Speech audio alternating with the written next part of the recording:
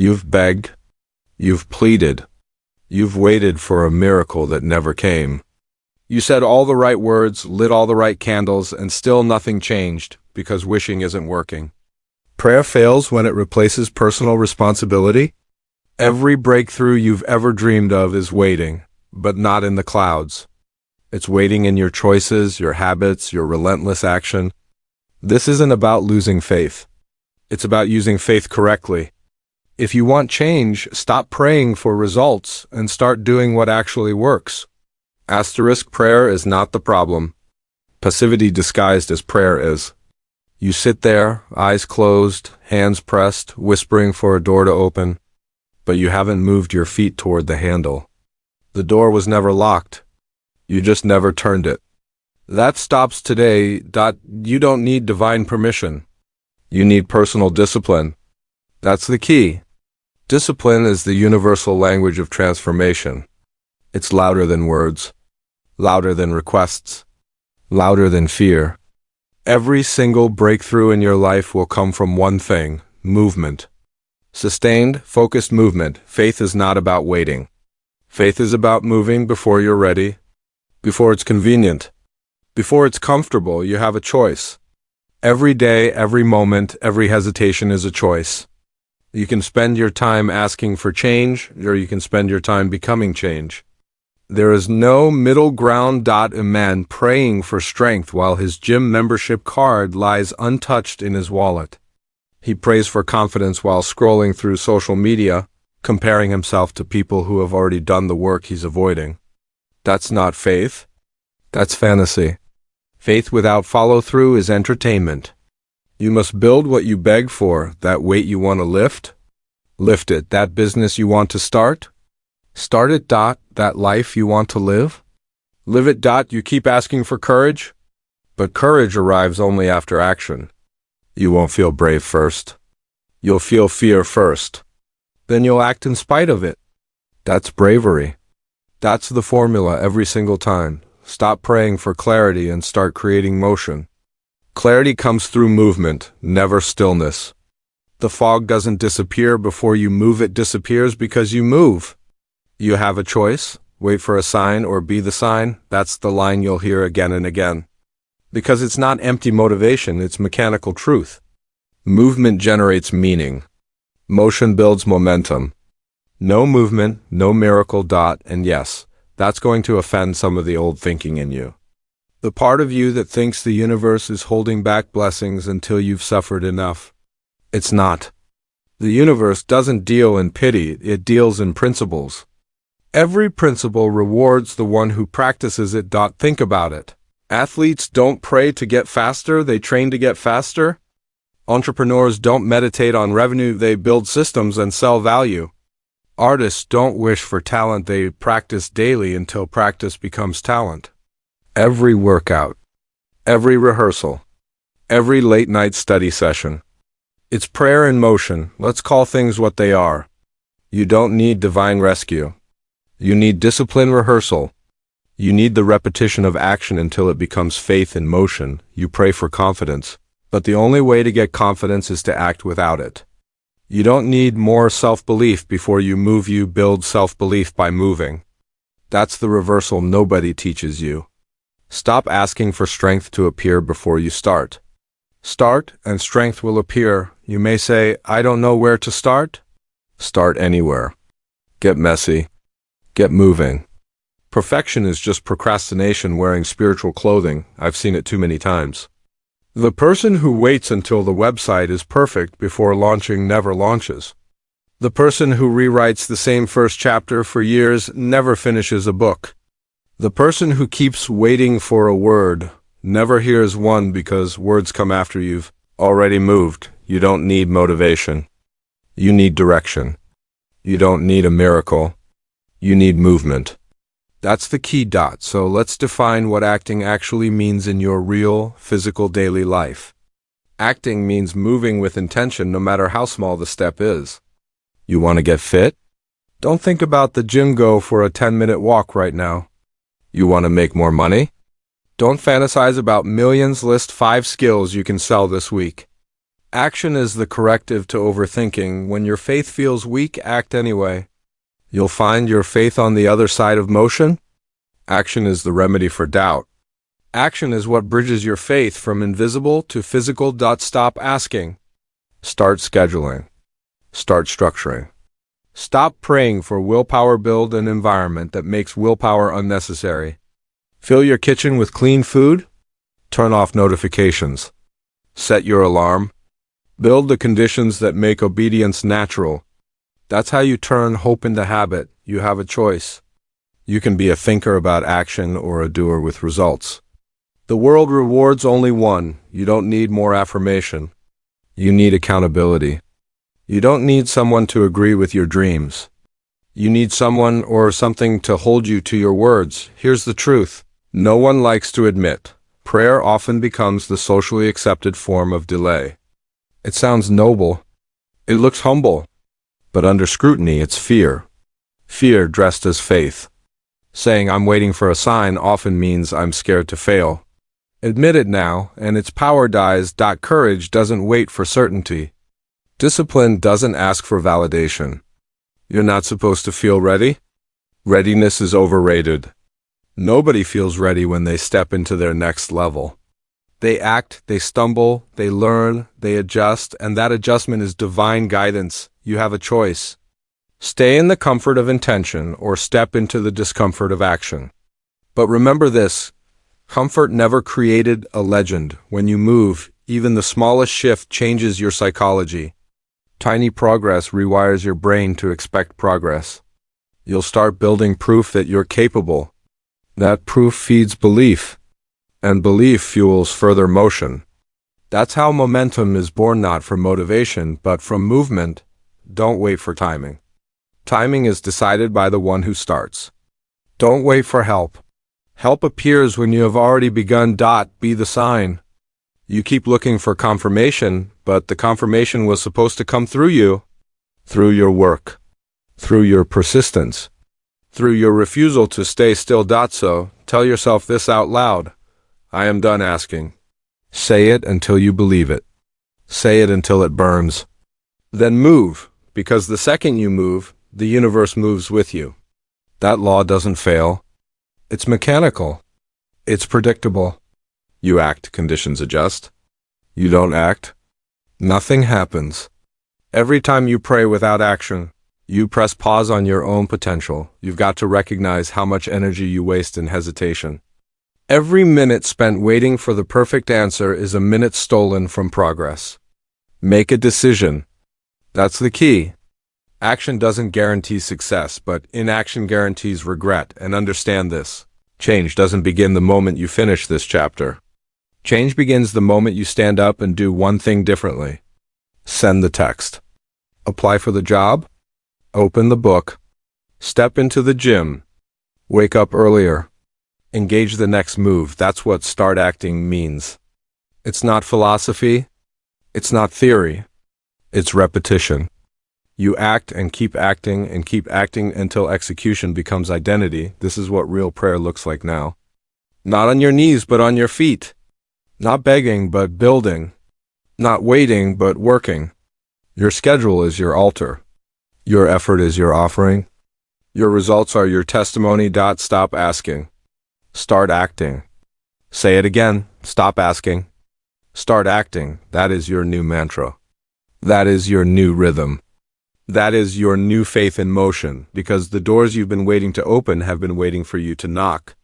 And when you move, they will. You just learned how to turn faith into force, how to turn hope into habit, how to turn vision into velocity.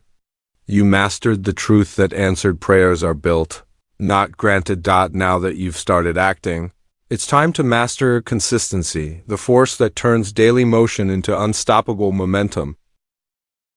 Chapter 2. The God of Consistency. You've started acting.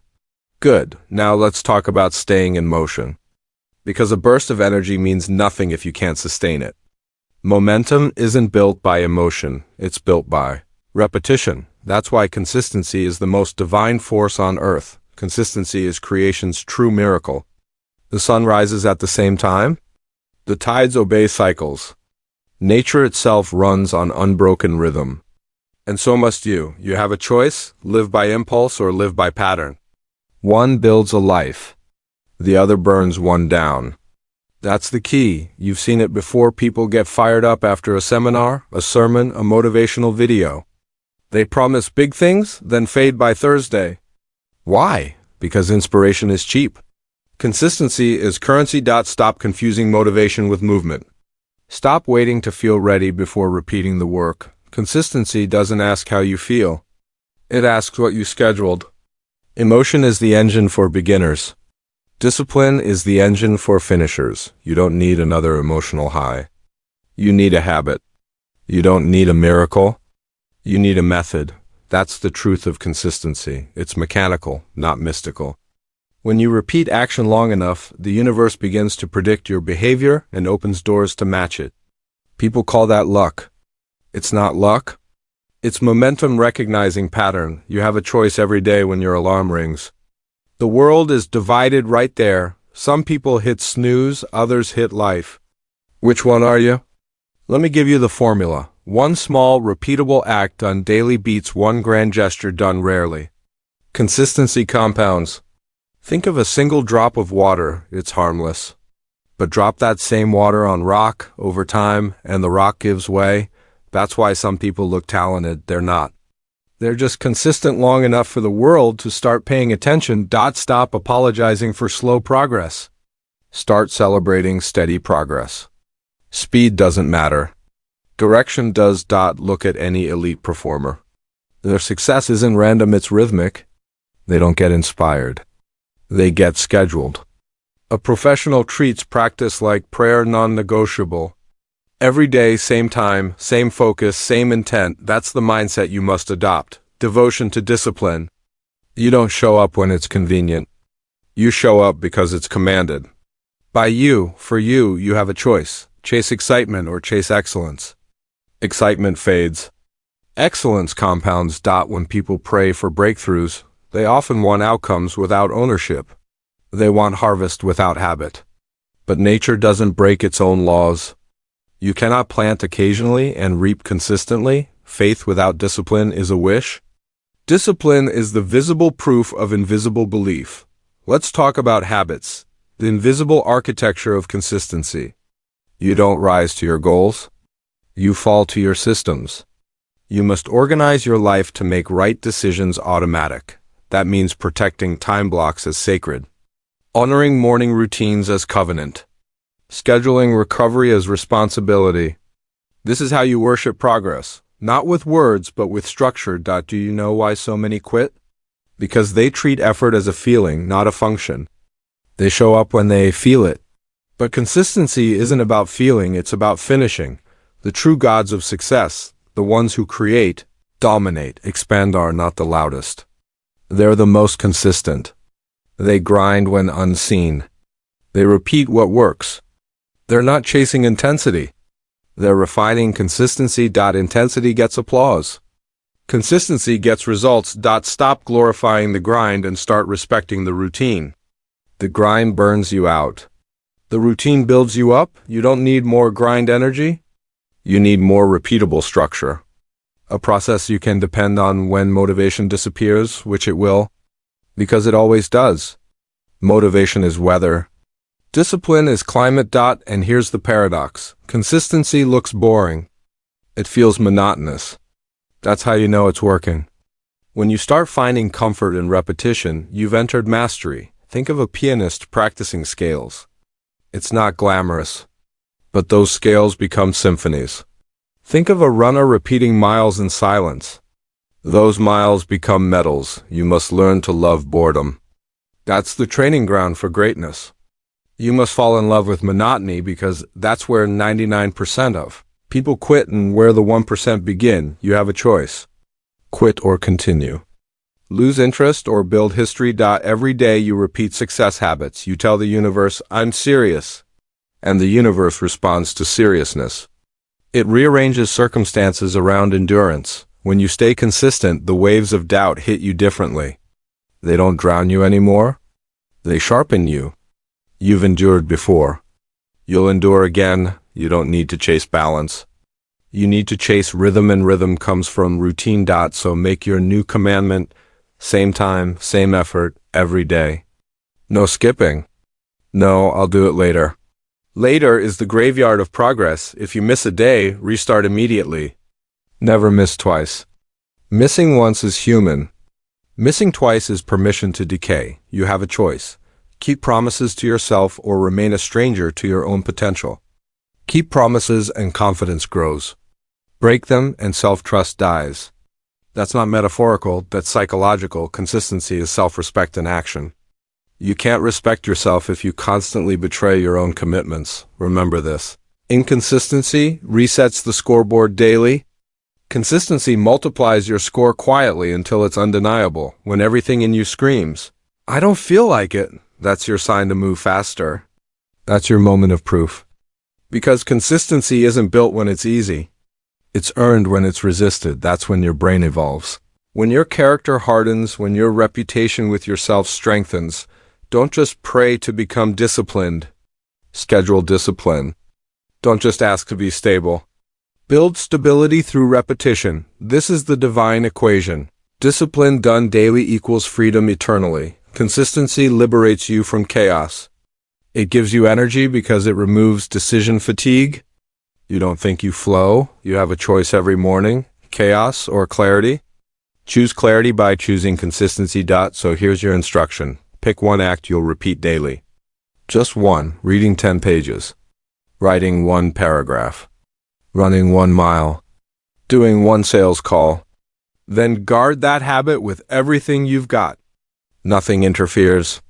Nothing negotiates it away. Do that for 90 days and watch how the universe redefines you. Because when you redefine yourself through repetition, everything around you starts treating you differently. Faith isn't tested in your prayers. It's tested in your patterns. Stop begging for miracles. Build mechanisms. Miracles arrive for those who keep showing up. Don't forget the truth. Consistency is divine. Consistency is sacred. You're talking to the gods when you repeat action daily. Today you stop being inconsistent.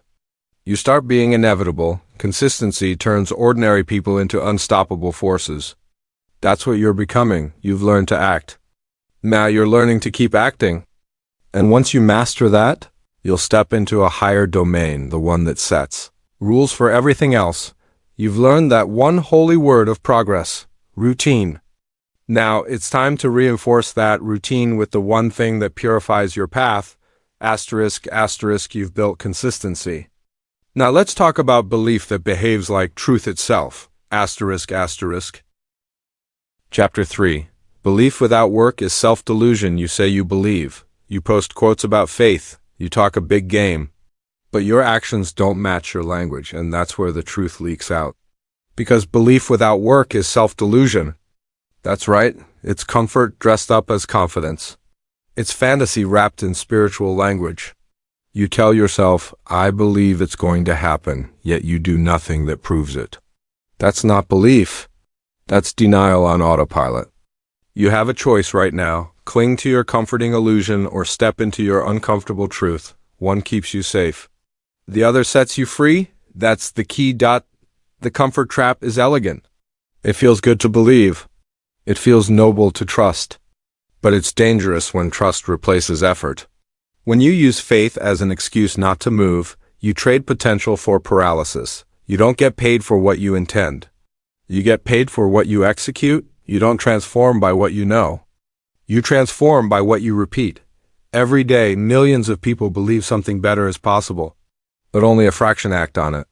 Action is the filter between fantasy and fulfillment. You say you believe in health, but skip workouts. You say you believe in abundance, but spend more than you earn. You say you believe in purpose, but binge distractions nightly. Then you wonder why nothing changes. Belief without behavior is broken faith. Let's confront it. Real faith leaves fingerprints. It alters your choices. It reshapes your consistency. It shows up on your calendar, in your habits, in your patterns. You don't need to talk more about what you believe. You need to prove it. Prove belief through behavior. That's the repetition line for this chapter. Say it out loud until it echoes. Asterisk, asterisk, prove belief through behavior. Asterisk, asterisk, it's not about inspiration, it's about evidence. It's not about emotion, it's about execution. You claim faith, but you cancel on yourself. You want the universe to invest in you while you keep defaulting on your own promises. That won't work. Let's flip the cultural lie. Believe, then act. No, that's backward. You act until you believe. That's how real belief is born. You take small, uncomfortable actions first. You show up messy, you move before certainty, then evidence forms. And evidence builds belief. You acted first when you learned to walk. You didn't believe you could balance, you stood up and wobbled your way into belief. That same principle governs every breakthrough that will ever belong to you. Belief grows from movement, not motivation. You have a choice. Wait to feel confident or build confidence. And here's the uncomfortable news: confidence is the reward, not the prerequisite. Stop telling yourself you need to feel ready. Ready is a myth sold to procrastinators. The mind learns only through repetition. Doubt is erased by data created through doing. So let's talk about data. Every time you show up early, stay late, practice the hard skill, or learn what you don't yet know, you collect data that says, I'm real. That's what reshapes identity. You can chant affirmations all day, but if behavior contradicts them, the subconscious calls you a liar. It doesn't listen to your words. It tracks your evidence. Stop preaching belief. Start building proof. That's the key. Belief isn't a mood, it's math. Input equals output. If your faith doesn't alter your behavior, it's fantasy. If your trust doesn't produce traction, it's talking points. The comfort trap whispers, it's coming soon. It tells you to sit still and visualize. Visualization without execution is hallucination. Look at human history. Every invention, breakthrough, revolution, all sparked by people who acted before they felt holy, ready, or sure. Edison didn't believe in the light bulb and then act. He acted and proved his belief 1,000 times through failure. Faith is forged in data, not daydreams. You have to reverse the formula that kept you stagnant. The world says, believe first, act later. That's why so many stay stuck. You must act first, believe later. Motion produces conviction. When you start behaving as if something is possible, the mind aligns itself to make it possible. That's how beliefs are constructed from evidence. Here's practical guidance reel. Behavioral steps. 1. Asterisk, asterisk, define what belief looks like in action. Asterisk, asterisk, if you say you believe in health, list the behaviors that prove it: meal prep, movement, hydration, rest. Then do them daily. Point 2. Track your proof. Evidence builds confidence. Keep a journal of what you do, not what you feel. That's how you see faith taking form. 3. Ruthlessly eliminate contradiction. If your mouth says one thing and your habits show another, correct the habit, not the language. That's how transformation happens. Belief reshaped by behavior. Every time you act without knowing, you're writing new lines of code into your nervous system. You teach yourself resilience through repetition. You have a choice. Talk like a believer or train like one. The talker gets temporary comfort. The doer gets permanent change. And don't confuse religious devotion or positive thinking with proof. You can sing the loudest, meditate the deepest, post the most uplifting captions, and still remain unchanged. Because none of that builds data. Proof is built through pattern. Faith is validated through follow-through. When people tell me they lost faith, I ask, when did you stop doing the work? Because loss of faith always begins with loss of effort. The soul starts to decay when action stops feeding it. You must become allergic to empty belief. Empty belief erodes confidence because your daily life keeps proving it false. You think you're protecting faith by talking about it. You're actually weakening faith by refusing to live it. Stop calling in miracles while avoiding metrics. If you're not measuring, you're not believing, you're daydreaming. Prove belief through behavior. That line isn't just a slogan, it's a standard. From now on, treat every day as a courtroom. The jury is your future self.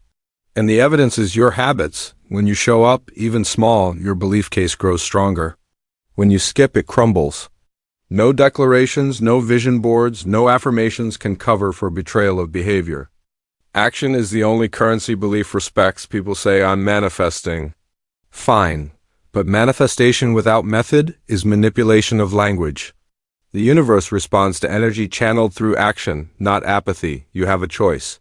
Keep living in the comfort of intention or graduate into the conviction of execution.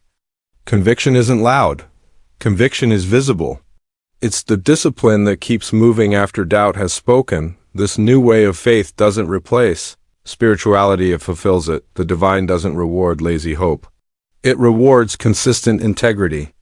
Integrity means alignment between what you say and what you do. The moment your behavior aligns with your belief, anxiety disappears because congruence creates calm. You don't have to fake confidence anymore. You live it. Act until you believe. That's your commandment now. Each rep, each call, each uncomfortable move builds neural proof that you can trust yourself. And once you trust yourself, belief becomes unstoppable.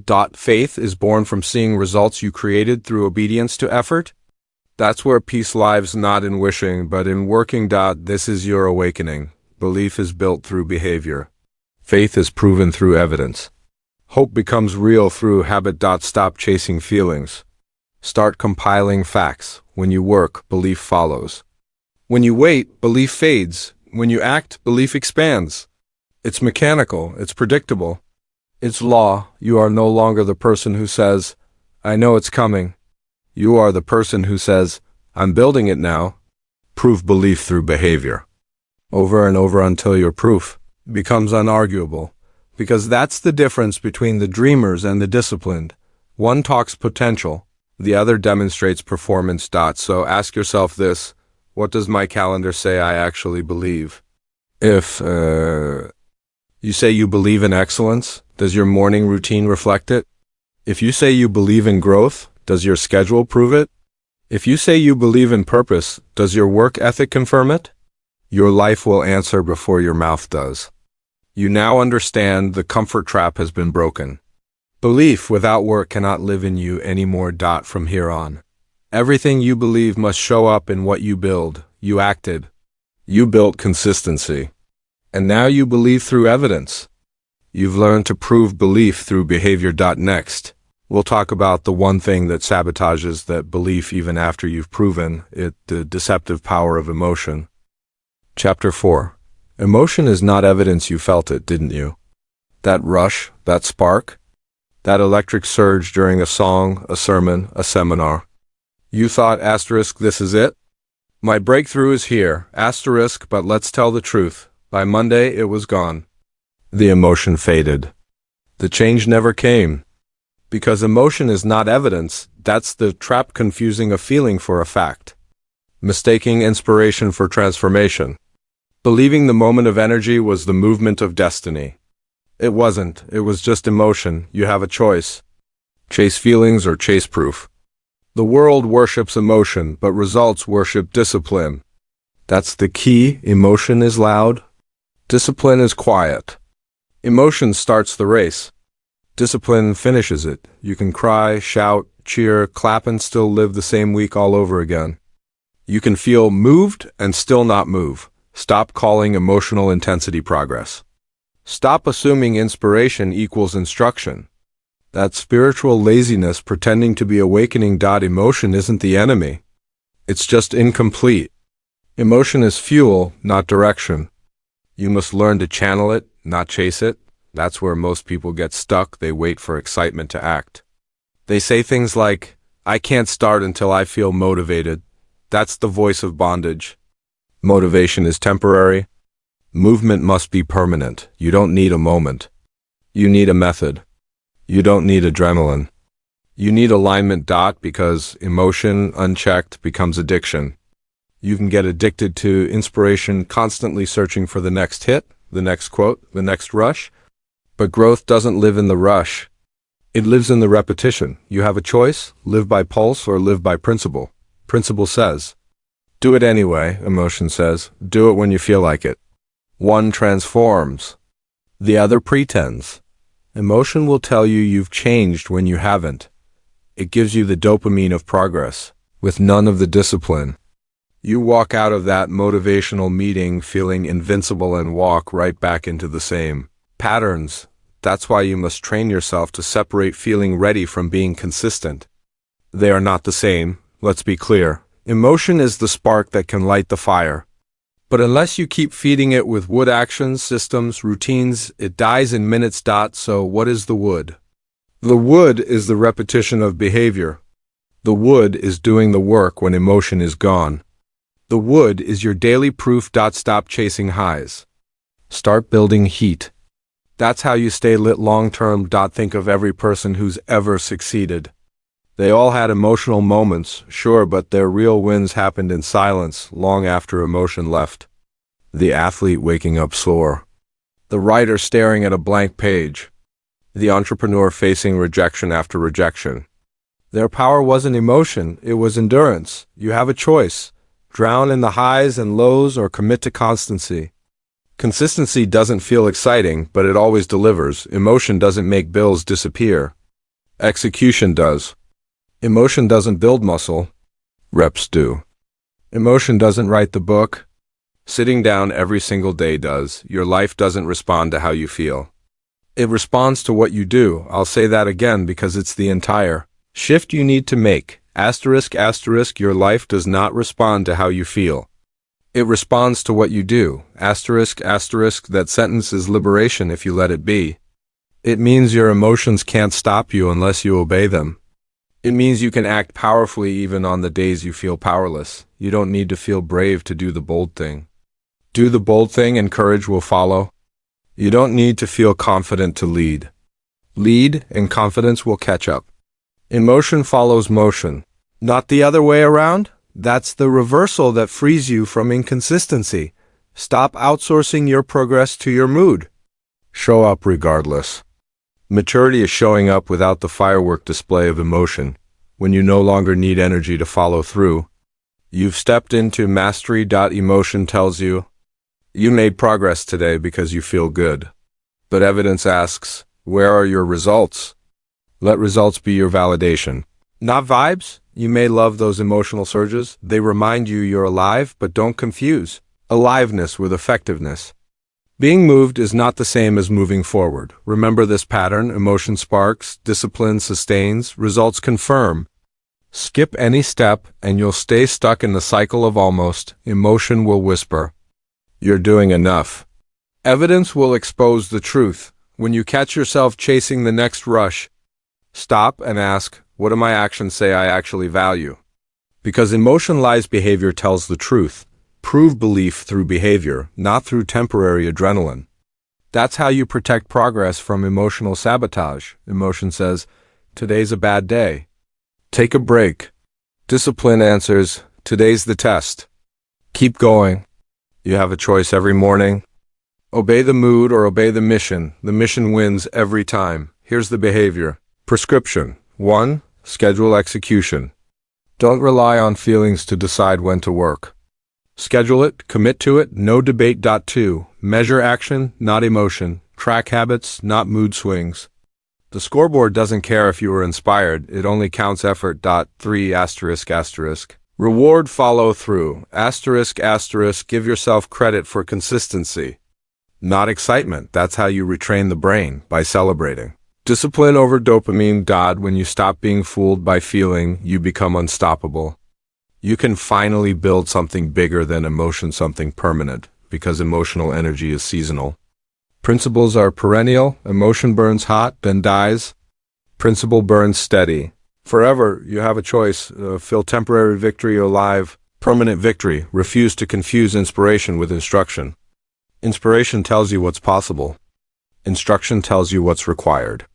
The moment you learn the difference, you'll stop chasing highs and start stacking wins. This is the hidden secret of all. Accomplished people, they respect emotion but never rely on it. They use it, then move past it. Emotion gives them enthusiasm. Consistency gives them excellence. When you learn to keep working while emotion fades, you unlock something sacred: peace. Because peace isn't the absence of emotion. It's the mastery of it. Stop letting emotion dictate your worth. Stop letting excitement distort your effort. Let your standard, not your state, determine your steps. Emotion says, look, I'm shining. Evidence says, I'm growing. Choose growth over glitter every time from this point forward. Your new command, asterisk, asterisk, don't worship emotion. Weigh evidence, asterisk, asterisk, let your metrics praise you. Let your repetition reward you. Let your follow-through be the sermon of your strength. Emotion is a guest. Discipline owns the house. You've learned what motion looks like. You've learned what belief in action produces. Now, you've learned not to be tricked by the one thing that always returns to test your strength, your feelings. You've mastered them. Not by numbing them, but by no longer kneeling to them. You are free from the emotional roller coaster that kills. Consistency. You've anchored behavior deeper than mood. And that makes you dangerous in the best way, because now your power is predictable. Emotion will still visit, but it will never rule. You've taken control of your rhythm. You've learned to act, believe, repeat, and stay steady despite storms. You've proven belief through behavior. You've dethroned emotion as your guide. Now you're ready for the next level, the laws that never fail. The unseen patterns that respond to relentless motion and unwavering consistency. Chapter 5. Invisible laws replace invisible answers. You keep waiting for a sign from above, a whisper, a confirmation. Some invisible hand to push you forward, but the truth? The invisible has already spoken. There are laws running underneath.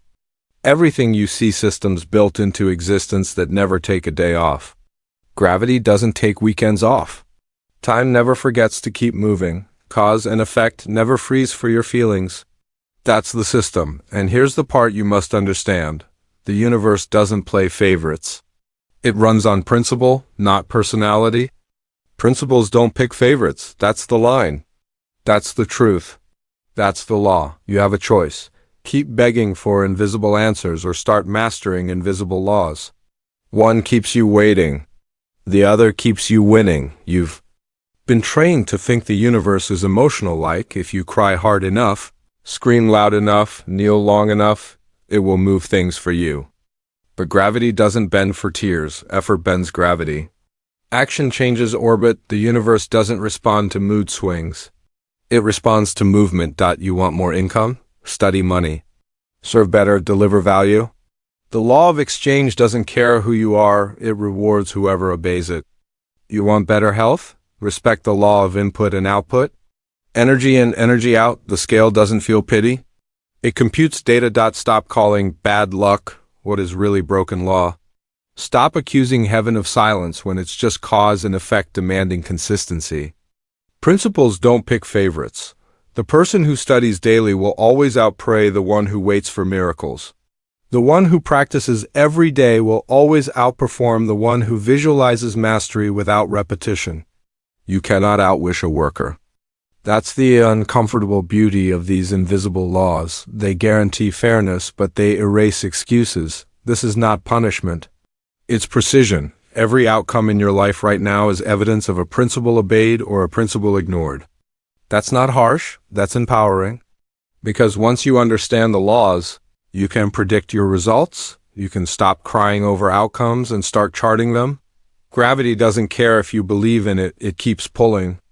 Likewise, discipline keeps producing even when you doubt it. When you complain about unanswered prayer, the laws aren't ignoring you. They're waiting for you to participate. They're mechanical.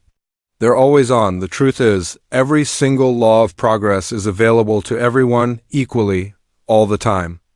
Effort in, growth out. Focus in, clarity out. Discipline in, freedom out. You have a choice. Keep hoping or start harnessing. Hope floats, laws function. Let's go deeper. There are layers of unseen order in everything around you. Energy flows where attention goes. That's a law. What you measure multiplies. That's a law.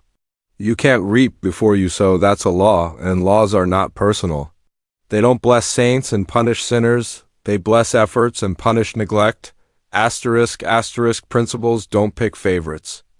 Asterisk, asterisk, that's why it's useless to envy success. You're envying a system someone simply decided to obey longer than you did. Look closely at anyone who's mastered something. They're not smarter. They're simply in alignment with a principle. A principle called focus. A principle called routine. A principle called feedback. You can't outpray practice. You can't out-affirm action.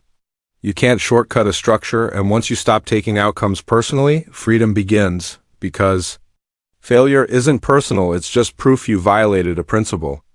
Try again, align, adjust, obey the law. That's the brilliance here. These invisible laws were built for your success, not your suffering. They're predictable pathways. If you respect them, they raise you. If you ignore them, they break you.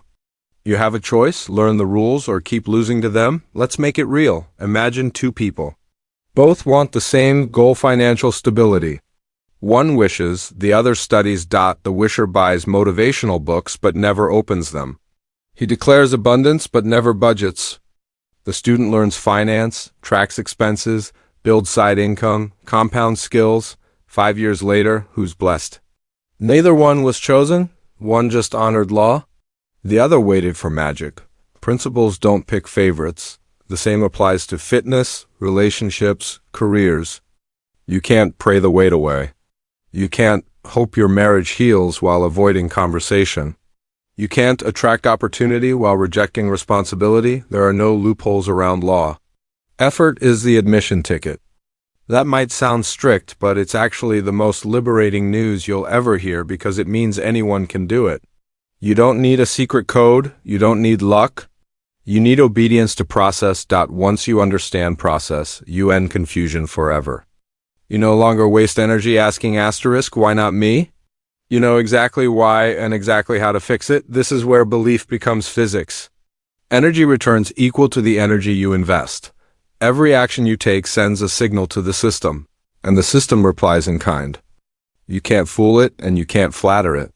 It doesn't need appeasement, it needs alignment. So, stop chasing exceptions and learn the equations. The equation of growth. Effort times time equals change. The equation of fulfillment. Service times sincerity equals peace. The equation of wealth. Value times volume equals reward. You want proof of divine intelligence? It's in the math.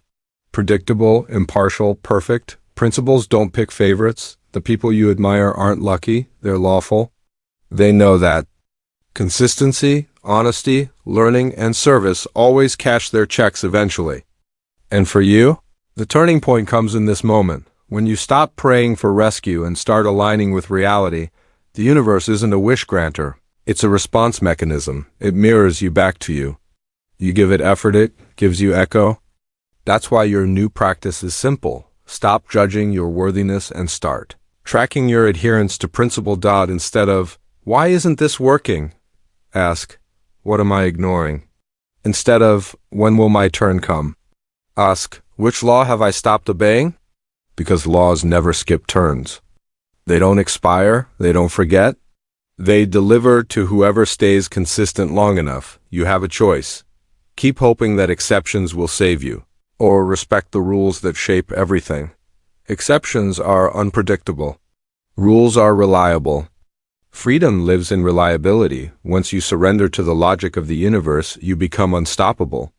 Because then you're no longer a victim of chance. You're an operator of cause.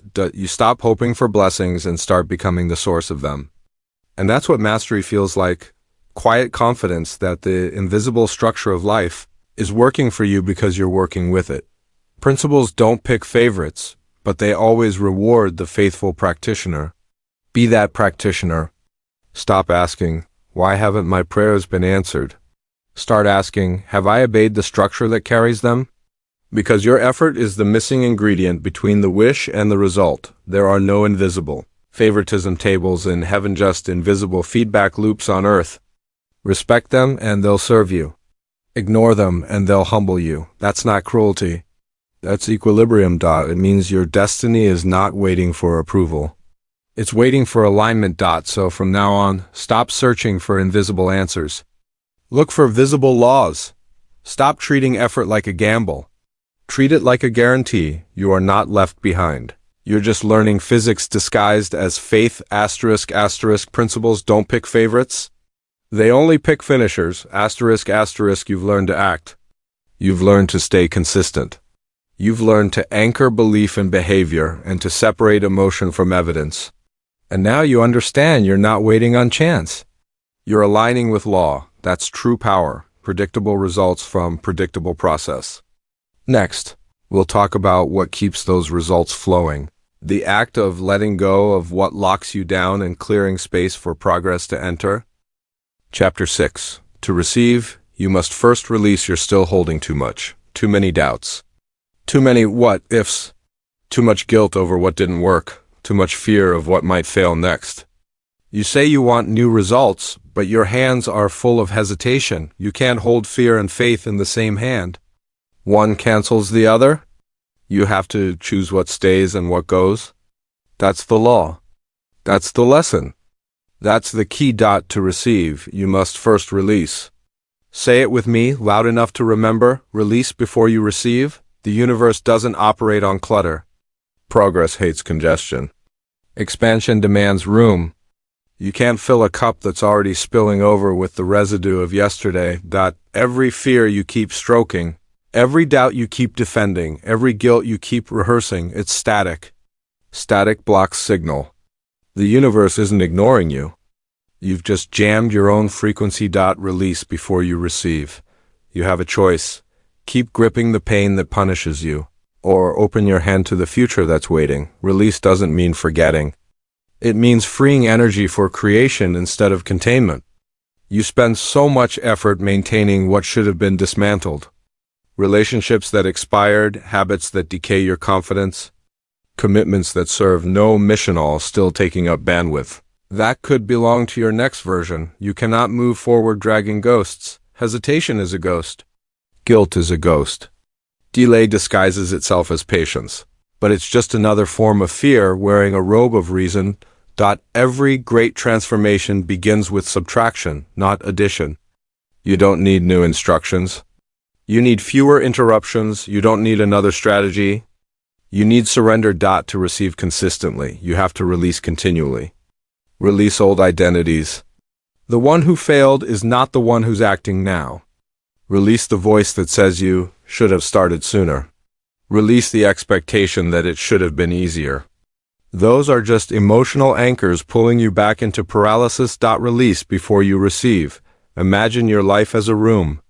You've been hoarding outdated furniture, beliefs, excuses, obligations that crowd the floor. You keep saying you want abundance, but where would you even put it? Clearing space is not sexy. Nobody applauds the quiet act of letting go. But that's where expansion happens, in silence, in sorting, in deciding. Asterisk, this no longer fits who I'm becoming. Asterisk, you have a choice every morning. Defend your old identity or design your new one. Letting go is not weakness. It's wisdom. You don't lose by releasing. You lose by retaining what drains you. Think of a seed. It can't grow until it releases its shell. If it tries to stay safe inside, it dies. The same principle holds for you. Safety suffocates growth. Whatever you refuse to release will eventually rot in your hands. Release. Before you receive, guilt is another handcuff. You keep punishing yourself for things that taught you lessons. But guilt doesn't change the past, it only corrupts the present. You do not owe remorse forever. You owe redemption through better behavior. Free yourself from the mental debt of disappointment. The invoice was already paid with experience. Move on. When you move, circumstances rearrange. That's the mystery everyone calls synchronicity. Doors open when you stop staring at the old ones. Movement tells the universe you're ready to handle more. Release creates low pressure. Results rush in to fill it. It's physics of progress. You want proof? Think about every big leap in your life. It always followed a letting go moment, a job resigned, a toxic friend dropped, a fear faced, a comfort abandoned. You made space and immediately something fit into that space. That's not coincidence. That's alignment. Release before you receive. When you say, I'm stuck, what you usually mean is, I'm still holding on. To a story, a comfort zone, a justification. You can't climb while clinging. You have to drop something to grab the next rung. That's how ladders work. Release delay. Release drama. Release the story that says struggle defines you. The instant you let go of control, you gain clarity. Control is just fear pretending to be strategy. You can't force creation. You cooperate with it. It feels risky to let go. That's why most people don't. They'd rather carry pain they know than surrender to possibility they can't predict. But that's how progress works. You trade certainty for potential. Release is a leap of belief, a declaration that says, asterisk, I trust the law more than my limitation. Asterisk, you don't need to know exactly what will replace what you release. That's the beauty. Space itself is a magnet. The universe fills voids immediately, but only if they're empty. Empty hands are not weakness. Their readiness. Release before you receive. Let's translate this into daily behavior. 1. Asterisk, asterisk. Declutter physically. Asterisk, asterisk. Start small. Clean your workspace. Delete chaos. Take down reminders of failure and replace them with reminders of focus. Your environment mirrors your inner state. 2. Declutter mentally. Write down every repetitive worry. Read it once, thank it for the awareness, then tear it up. That's the ceremony of release. 3. Declutter emotionally. Forgive the person. Forgive yourself. Not because they deserve it, but because you deserve the energy back. Releasing is not erasing. It's reassigning energy toward progress. You have a choice. Be the warden of your regrets or the architect of your results. You can't manage both. Stop saying, I'll let go once I see change. You'll see change once you let go. Faith doesn't wait for proof. It creates it. Remember the pattern now carved into your mind. Act, believe, stay consistent, obey laws, and release. That sequence keeps you alive, adaptive, magnetic. Release isn't laziness. It's leverage. It makes you lighter so you can climb faster. You've been dragging emotional luggage up the mountain of purpose. It's time to unpack that guilt. Drop it, that fear. Breathe it out. That attachment to who you used to be. Think it. Then bury it. Release before you receive. The reason most people never see radical breakthrough isn't lack of effort, it's excess baggage. They try to sprint with resistance tied to their ankles. They think freedom means adding more, when it really means carrying less. What's the thing you're still gripping that's silently gripping you back? Identify it. Name it. Then decide. Gone. Let go of who you were so who you are becoming can finally breathe. You don't pour new wine into old skin. You don't move forward in old shoes. Release is renewal. Every inhale requires an exhale first. That's the rhythm of the universe reminding you must let out to take in. Every season ends before the next begins. The trees drop leaves before spring starts again. Nature models release before you receive. So act like nature. Don't hoard endings. Embrace turnover. When you feel resistance, remember it's just the hand refusing to open. Open it. Release it. Fear cannot coexist with faith. Control cannot coexist with growth. Clenched fists can't accept gifts. So release. Then receive. Simple, scientific, spiritual. Unavoidable. This is the posture of transformation. Open hands, clear mind, light heart. Every time you let go, you level up. Every release resets your reach. Every surrender strengthens your stability. Release before you receive. That's not advice. It's equation. To receive knowledge. Release ignorance. To receive opportunity.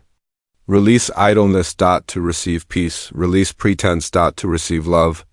Release your armor. To receive power. Release your excuses. This moment right now is your unclenching, your symbolic exhale. You can feel it in your shoulders even as you listen. Relief setting in. Space being made. Energy returning to its rightful circulation. Let it. Trust it. That's the flow. You no longer carry your old story. You carry momentum. The weight is gone and the path widens. You've learned to act. You've mastered consistency. You've trained belief through behavior. You've stopped confusing emotion for progress. You've aligned yourself with principle. And now you've erased the clutter that blocked capacity. You have emptied the cup. Now creation can fill it. Next, we move from release to response, from clearing the past to using that free energy to move forward with total certainty and urgency. Prepare yourself. Because what comes next separates dabblers from drivers. Chapter 7. Stop worshiping waiting. You've been calling it patience. You've been calling it timing. You've been calling it obedience. But let's call it what it really is: avoidance. Waiting feels holy, but most of the time it's hiding. You tell yourself you're waiting for confirmation, direction, alignment while the clock keeps burning through your ambition. You call it God's timing, but deep down, you know it's yours you're wasting? Let's be direct. Waiting isn't worship, it's withering. You have a choice right now: keep spiritualizing delay, or start dignifying action. The universe doesn't reward who hesitates. It rewards who moves. Yes, there are seasons when rest matters, when reflection is required. But rest isn't the same as retreat. Reflection isn't the same as refusal to act. You don't grow by standing still. You grow by training while you wait. Let's look at how nature moves. Everything is in motion. Even the seed underground is splitting itself open in silence. It's hidden, but it's working. The roots are digging before the sprout appears. That's waiting done right. Motion inside stillness. Asterisk, asterisk, waiting isn't worship, it's withering. Asterisk, asterisk. When all it does is postpone your obedience to opportunity, you say, I'm waiting for a sign, but the truth? The last 5 signs already came. You just didn't like their instructions. You say, I'm not sure if it's the right time. Newsflash, time belongs to those who use it. The clock doesn't consult your comfort level before it moves forward. You have a choice. Treat time as sacred or squander it emotionally. The waiting mindset is seductive because it sounds safe. It gives you permission to stay comfortable while pretending to be wise. I'm not procrastinating. I'm discerning. But discernment without decision becomes distraction. You can pray for clarity forever, but clarity only crystallizes through motion. You find direction while you walk, not while you wait. Think of athletes in the off-season. They don't stop training. They don't go dormant. The lights might be off in the stadium, but they're still running drills, still lifting, still sharpening reflexes. Because they know the next season belongs to those who prepare during pause. That's the difference between sacred waiting and stagnant waiting. Sacred waiting works quietly. Stagnant waiting hides conveniently. You have a choice. Work during winter or whine through it. You tell yourself, God's got it. Yes, but He expects you to get it moving. Even faith itself is action. The moment you stop stepping, your faith stops functioning. You can't outsource obedience. So what exactly makes waiting feel holy? It offers emotional safety. It protects you from embarrassment. Because as long as you're waiting, you can't fail.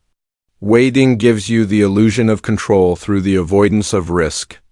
And that illusion is deadly to destiny. You don't need perfect conditions to move. You need persistent conviction. Wait long enough and opportunity evaporates. Every open door closes eventually through neglect. The world isn't short on timing.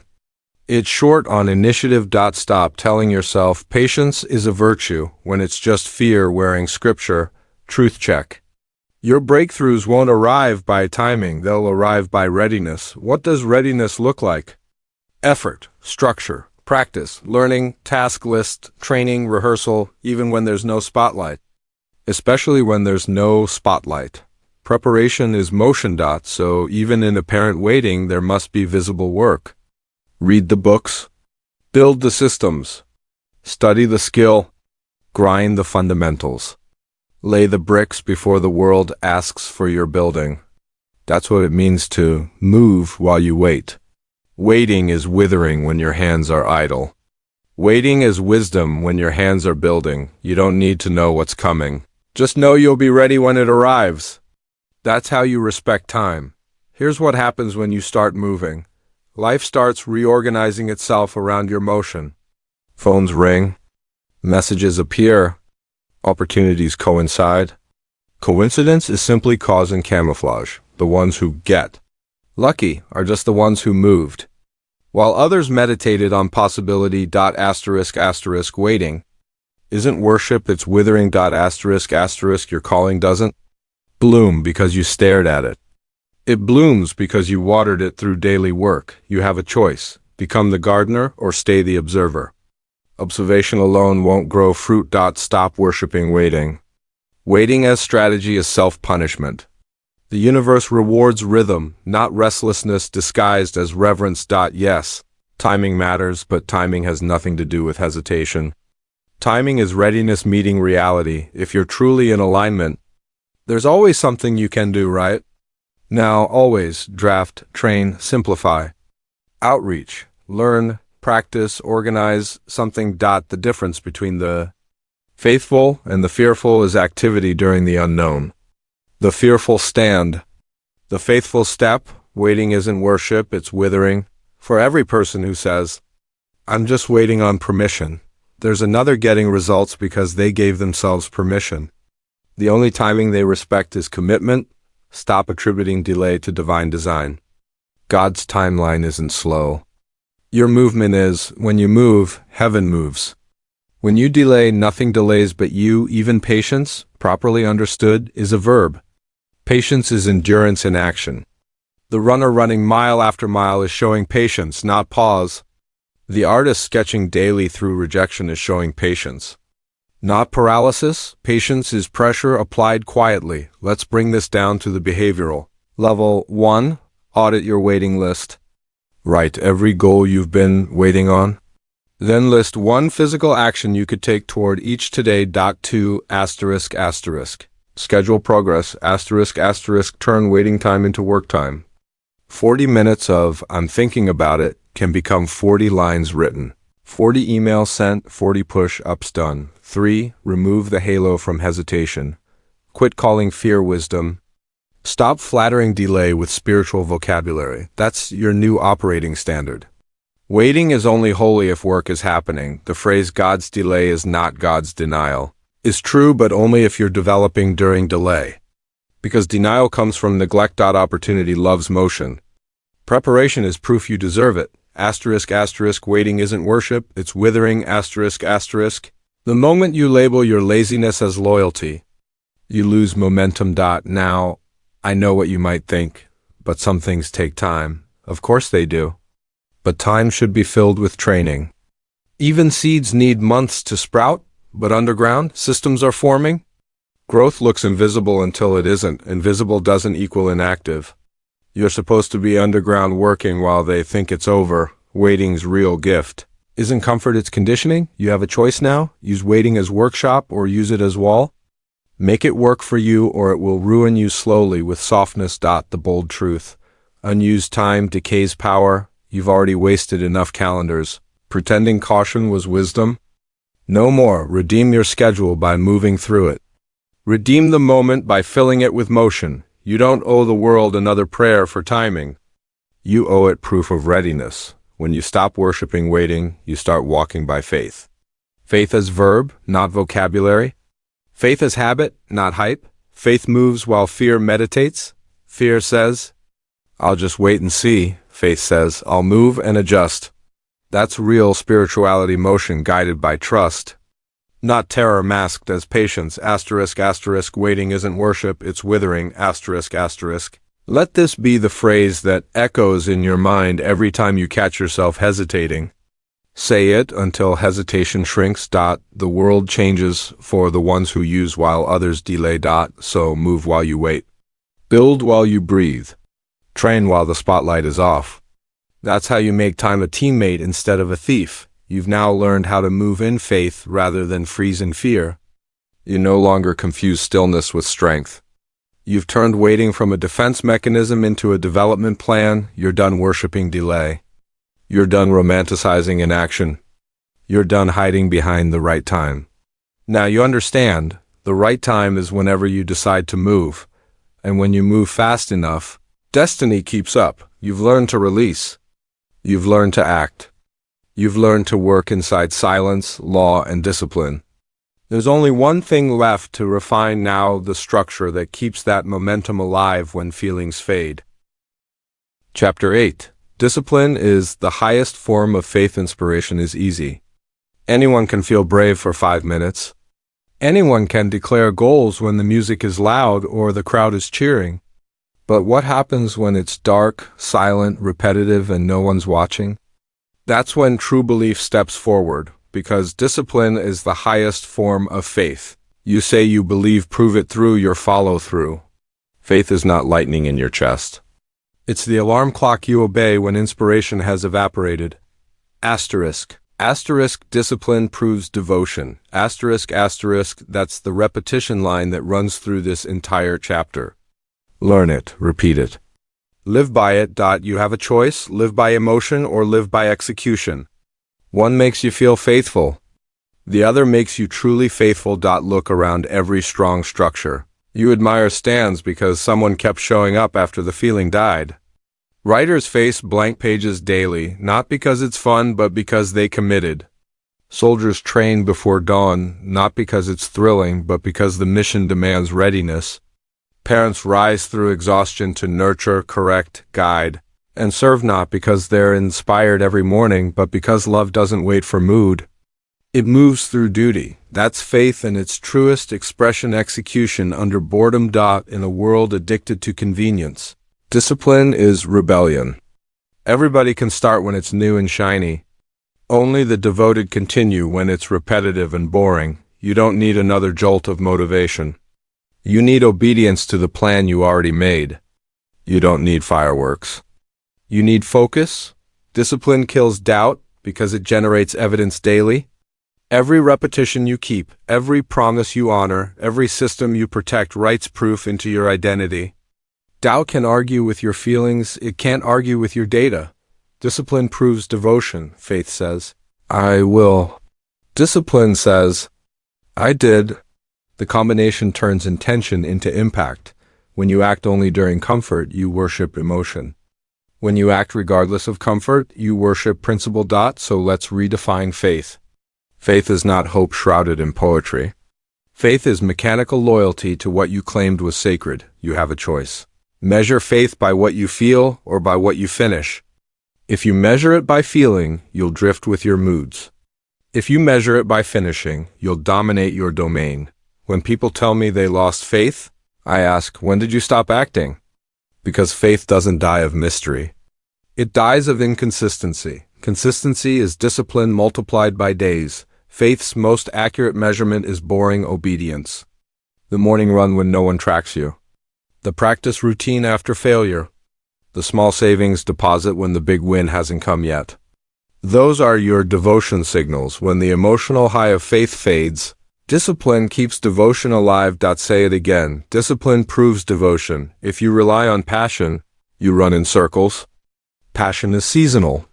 Discipline is perennial. Discipline keeps the gears turning when the oil of motivation runs dry. It's the bridge between belief and breakthrough. You can't control every outcome, but you can control your consistency. You can control repetition, effort, punctuality, and progression. That control builds credibility with yourself, and the universe trusts the credible. Discipline is quiet confidence, built brick by brick. Every routine you honor becomes a ritual of faith. Wake up early to act even when you'd rather rest. That single act is a sermon louder than any words. Because in that moment you declare, my purpose is greater than my feelings. Faith isn't measured by how loud you shout about it. It's measured by how often you show up for it. Think of the writer who stares at the page, typing terrible sentences, deleting them, typing again. That's faith. The soldier standing watch in the rain. That's faith. The parent choosing patience for the 100th time. That's faith. Because every one of them serves something bigger than emotion. They serve obligation born from conviction. That's what devotion looks like in motion. Discipline proves devotion. Let me give you the reversal nobody tells you. Discipline is not the absence of freedom, it is freedom. Because when you're disciplined, you never fear inconsistency. You don't depend on the unpredictable waves of feeling to stay afloat. You move under your own engine. Discipline guarantees momentum. When motivation dies, you have a choice. Be driven by mood or anchored by mission. Mood demands comfort. Mission demands control. Every day you obey structure, you silence excuses. Excuses can't survive against repetition. They suffocate inside schedules. That's why you must treat the calendar as covenant. Whatever you book is sacred even if you don't feel like doing it. If you keep your discipline sacred, every goal must obey you eventually. This is how the invisible laws cause effect, consistency reward you. They bend toward performers, not pretenders. Even faith itself follows structure. Faith without routine collapses. Faith with habit multiplies. The universe runs on rhythm. Every blessed life mirrors that rhythm. So, create your rhythm. Wake, work, reflect, repeat. When you feel nothing, repeat. When you're tired, repeat. When you question everything, repeat. Repetition is ritual. Ritual reinforces reason. You will become unstoppable the moment you accept that boredom is part of becoming. Legendary, people fantasize about breakthroughs, but don't fantasize about the grind that precedes them. You can't have one without the other, and the link between them is discipline. Discipline proves devotion. Faith is not loud. It's loyal. Faith is the schedule you follow, the promise you keep, the vow you renew every day through. Behavior. Stop chasing the loud gestures of spirituality and start mastering the quiet rituals of integrity. You become dangerous when you can operate independently of inspiration. No pep talk required. No audience needed. No external validation necessary. You've internalized purpose into pattern. That's the apex of faith. Not when you feel it, but when you are it. Discipline purifies belief because every act of discipline demands sacrifice. You sacrifice distraction for direction, laziness for legacy, comfort for commitment. Each sacrifice is an offering of loyalty to your own destiny. You have a choice right now. Keep worshiping feeling or start disciplining your faith. Anything worth building will test your patience. But that test isn't proof of absence, it's proof of opportunity. Every repetition you complete during difficulty is a declaration that says, asterisk, I still believe even when nothing feels divine. Asterisk, that's holy grit. That's spiritual maturity, the ability to stay steady, even when silence mocks you. Discipline doesn't need applause because it produces results too obvious to argue with. Results speak louder than rushes of emotion. Faith acted out daily is the purest prayer. Every disciplined behavior is you communicating certainty to the universe. Remember, discipline is devotion in uniform. It's faith with boots on. Discipline proves devotion. The soldier training in rain, the parent persisting through fatigue. The artist practicing scales, they all preach the same gospel, commitment louder than comfort. There will be days when you feel nothing, and you'll work anyway. You'll look back later and realize those were your strongest acts of belief. You can't trust feelings. They change costumes hourly. But you can always trust discipline. It wears the same uniform every day. So build your faith in permanent clothing. No more waiting for excitement. No more chasing confirmation. No more treating emotion as evidence. You know the truth now. Discipline is evidence. Discipline is devotion. Discipline is divine. You've learned that belief isn't what you say in hope, it's what you repeat in hardship. The morning you rise before sunrise.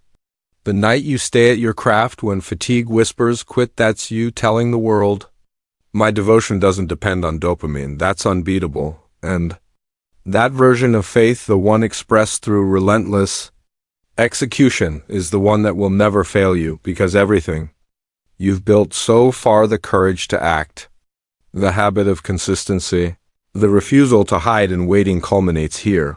A faith that functions no matter what you feel. You've learned that discipline isn't bondage. It's belief proven daily. Discipline proves devotion. With that principle secured, you're ready for the next transformation, the realization that the so-called miracles you once begged for are built entirely from the consistent, disciplined actions you now perform. Chapter 9. Miracles are manufactured. Everyone wants the miracle story, the dramatic turnaround, the impossible win, the spectacular rescue. You watch it happen to someone else and whisper, asterisk, how did that happen for them? Asterisk, you already know the answer. Miracles aren't mysteries. They're the visible moments of invisible preparation finally catching up to you.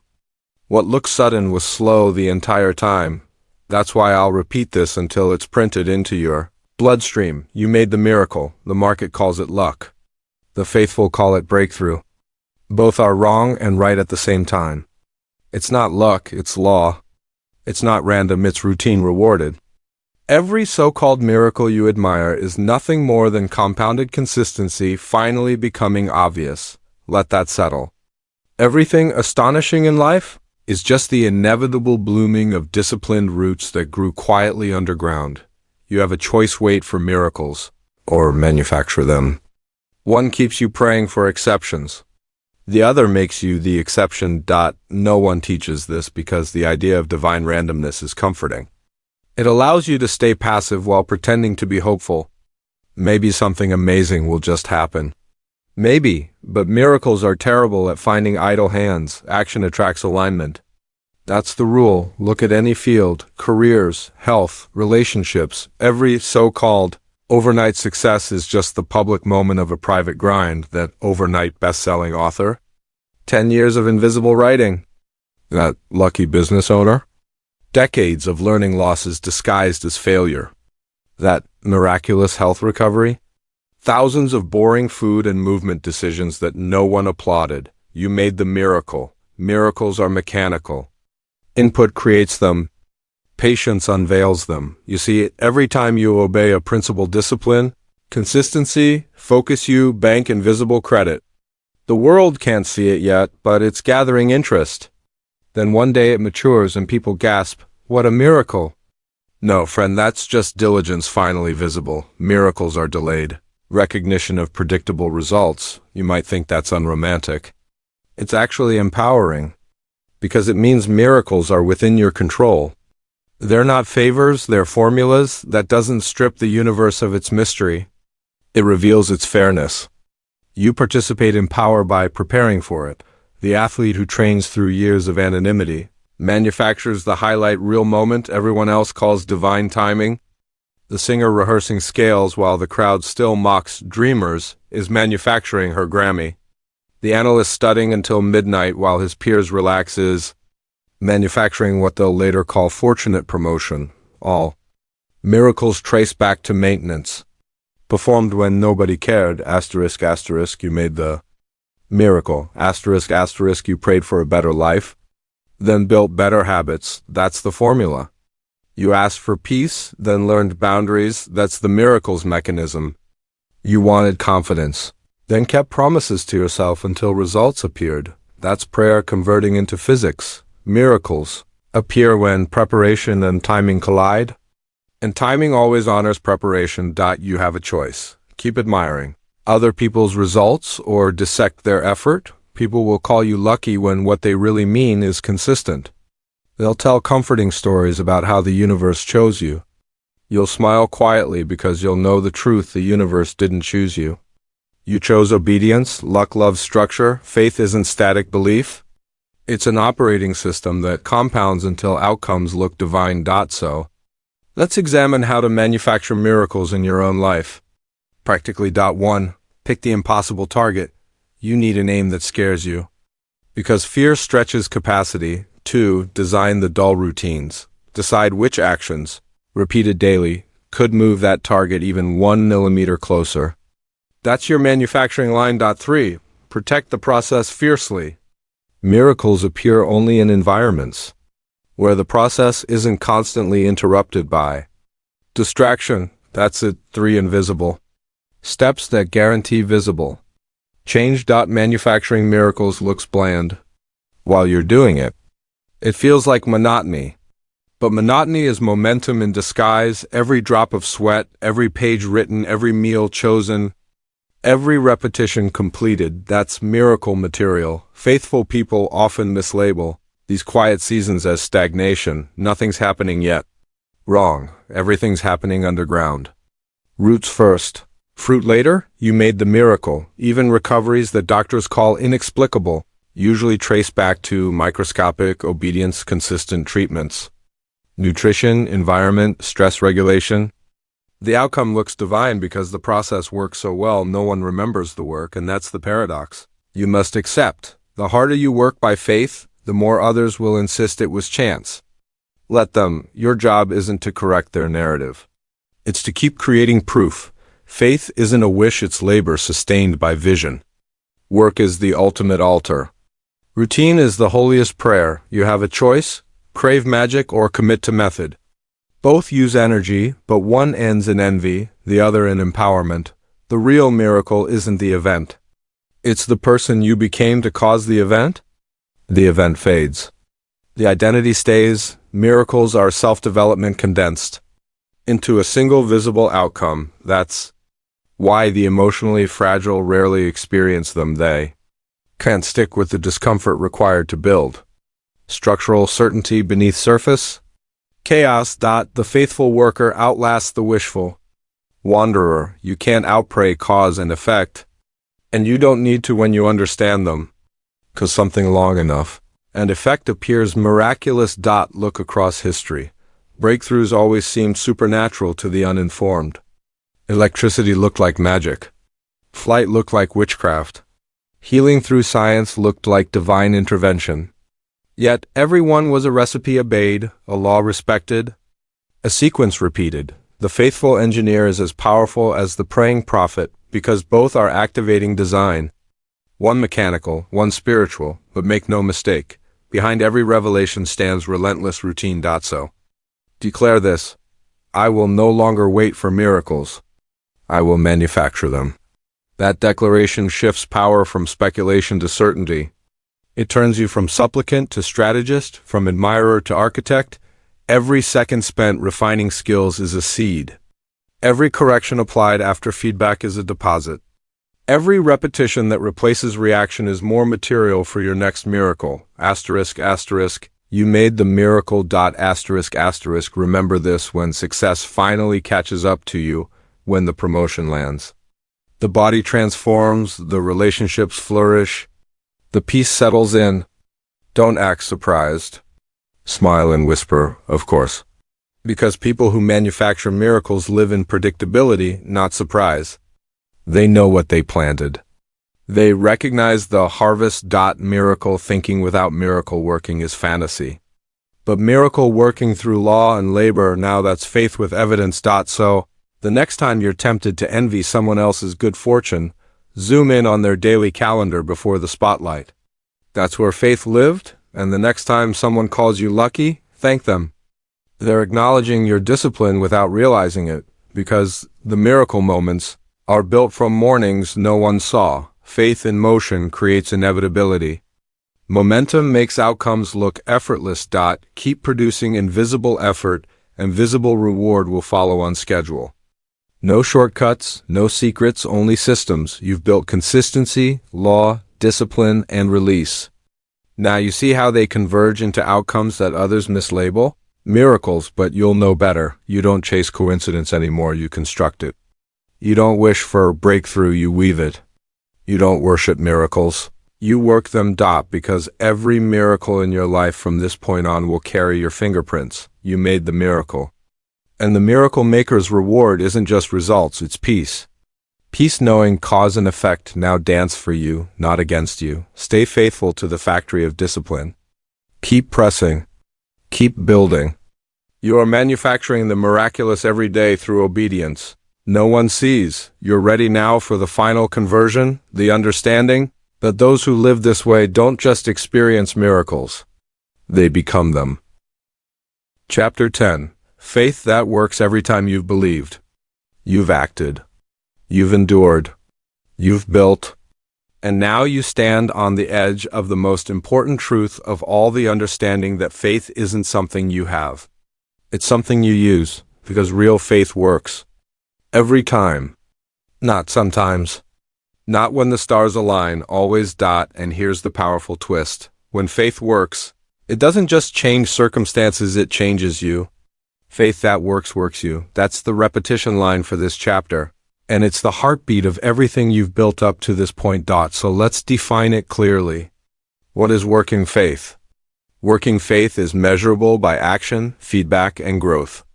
It's not theory. It's testable. It shows up in decisions, behaviors, habits, schedules, and results. If it's invisible on your calendar, it's imaginary. Faith that works can be tracked. You can chart its progress, adjust its process, and replicate its outcomes. You have a choice. Keep faith emotional or make faith operational. You've already seen the evidence. Every step you've taken, every law you've obeyed, every delay you've overcome, every discipline you've practiced was faith in motion. The proof is that you're not guessing anymore. You're seeing the patterns respond exactly the way they promised to. You didn't just learn faith. You learned function. Now, let's carve this truth into your mind so deep it becomes instinct. Clarity plus commitment plus correction equals consistent results. That's the daily formula. The recipe for faith that works every time. Let's break it down. 1. Clarity. Asterisk, asterisk, you can't hit a target you won't define. Most people's faith fails because they pray vaguely, plan loosely, and wonder why nothing happens specifically. Clarity means detailing what better actually looks like, measurable, visible, concrete. Do you want peace? Then define what peace means in daily life. Maybe it's a morning routine free of distraction, or relationships without resentment, or finances built on order instead of chaos. Until your faith attaches to a clear picture. Energy SCATTERS. Clarity directs power. Without it, your motion leaks. Remember, vague prayers produce vague results. Faith doesn't guess. It aims. You have a choice every day. Be fuzzy or be focused. Fuzzy feels safe. Focus feels like risk. But risk is the birthplace of results. Get clear. Name what you want. Detail who you must become to have it.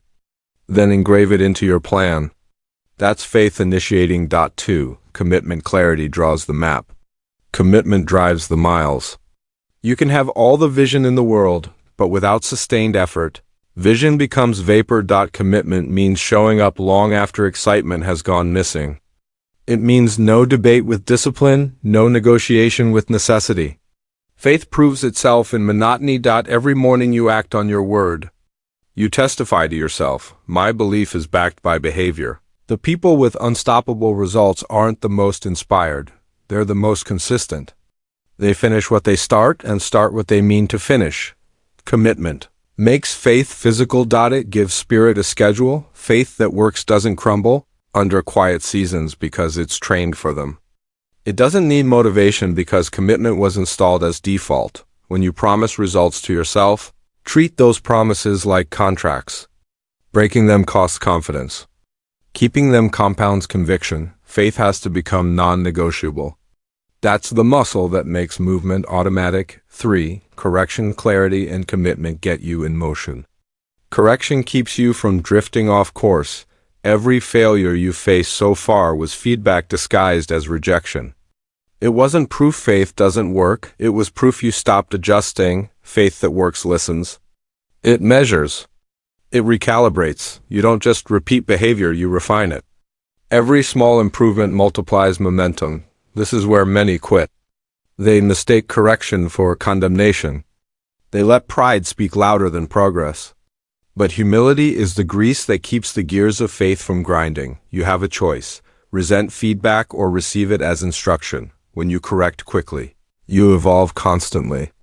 That's how faith grows from fragile to fluid. Working faith is a living system. It breathes, learns, adapts, expands. Faith that works you. Every mistake is a mirror.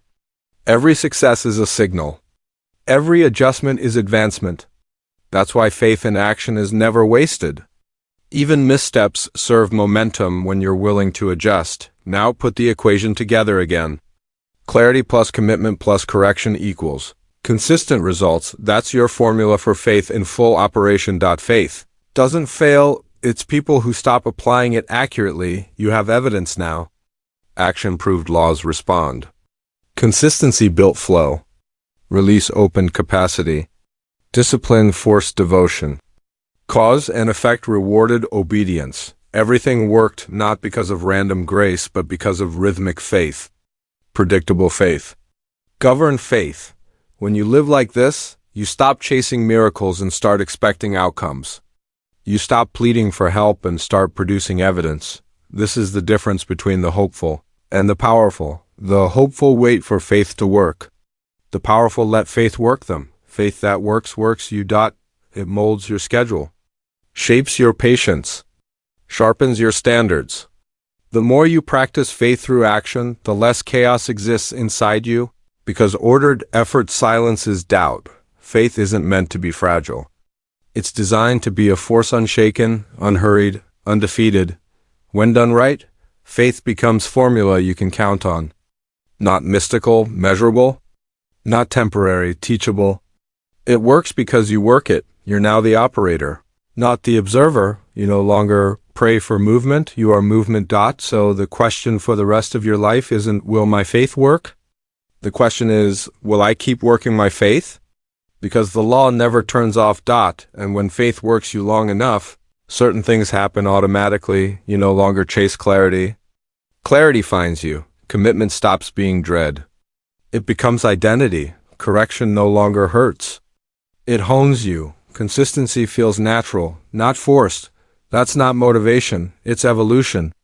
That's what functional faith creates. A version of you predictably powerful, predictably productive, predictably peaceful.